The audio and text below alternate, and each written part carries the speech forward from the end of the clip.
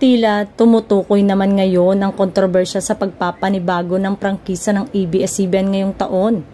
Isa sa inaabangan ngayon ay kung ano ang magiging kapalaran ng prangkisa ng ABS-CBN. Muli kasing dinidinig na ngayon sa Senado ang new franchise, ang Kapamilya Network, matapos na ma-deny sila ng mga kongresistang hindi pumabor sa kanilang aplikasyon for franchise renewal. Ang tanong ay kung pahihintulutan kaya ng Pangulong Marcos na muling makabalik sa ere ang ABS-CBN.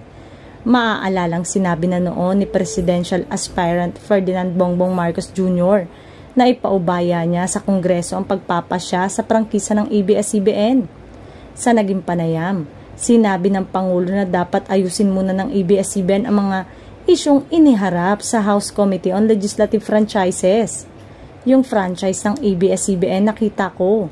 Ang naging proseso dun sa House of Representatives. Ang naging problema kung bakit hindi tinuloy ang extension ng prangkisa ay dahil may mga nakitang problema. Kapag naayos umano ang lahat ay walang magiging problema at mabilisan na makakabalik ang ABS-CBN sa pag-ere.